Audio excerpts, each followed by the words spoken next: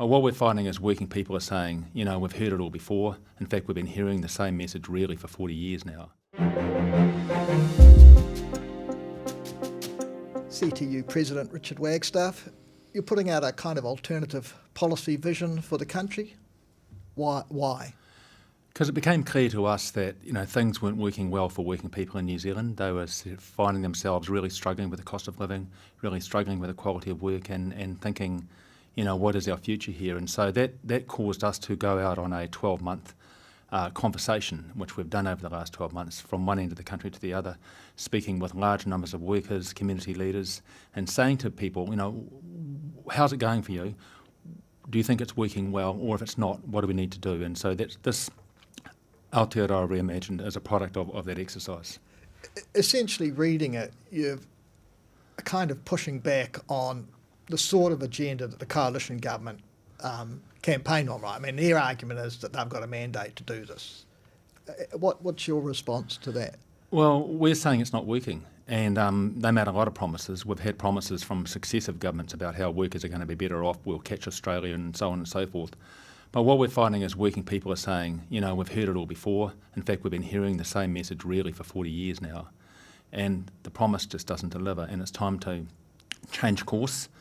To say that people are unhappy with the way things are going, I think would be a major understatement. There's a real sense of desperation, a sense of working hard, putting in a big effort at work and coming up with a sort of a paycheck-to-paycheck existence, a feeling that people's children aren't hanging around. They want to go to Australia where wages are higher, cost of living's lower, public services are better, and so forth. So that's a real, we've really got a strong message that status quo won't do. It's got to change, and we've got some ideas to do that. I mean, I suppose if you think looking at wages, you'd bring back fair pay agreements. Is that a key? Absolutely. New Zealand is unique in our bargaining system. We don't have proper standards for occupations and industries. Countries like Australia do, or European nations do. They have better wages. They have a better share of the economy, and so that's a fundamental plank, absolutely. But there's more that can be done than just that to improve working. How do you lift, though, I guess, and this is the focus of this government, I guess the previous government, to lift economic activity to generate the revenue, the income to pay higher wages? Well, we're signalling we really need to change course on that. We need an active government who's prepared to support thriving industries and thriving communities, rather than a government that recedes into the background and sort of lets things just go as they see fit. We've seen declines in the middle of the North Island around important industries in the North Island. We've seen Wellington decline sharply. We've seen the whole of New Zealand really under the pump because of government policy, which has been about compounding the recessionary cycle rather than trying to invest in the future in important infrastructure, both physical and social infrastructure. All of those things would generate wealth and generate jobs, and that's the path we want to see ourselves take here.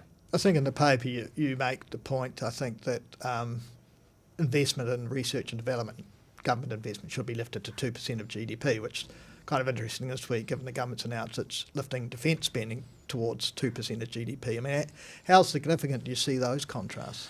Well, it says a lot, doesn't it? And, you can't really get there if you don't do R&D. New Zealand used to do R&D once upon a time, but for decades now we have massively underinvested in R&D as a nation, both public and private.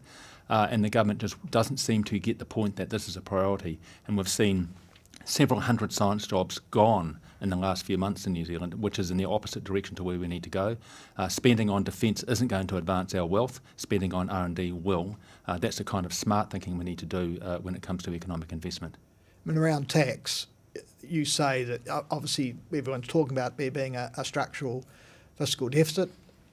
You say we need to lift tax take to 35% of GDP, up from 30%, introduce capital gains tax, which has been debated for some time, and also tax the excessive profits of supermarkets, the banks and the like.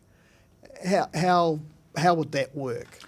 Well, the important thing is that these approaches to taxation have been used in other countries where they have higher investment.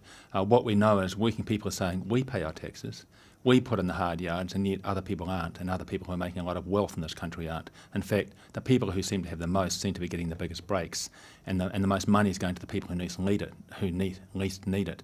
So there's a real imbalance there, and we see ourselves as learning from other countries, but there's no doubt that our tax system's unbalanced. There's no doubt we need greater investment in our infrastructure and our public services, and that can only come from levying more fairly across the economy to ensure there's an adequate tax base.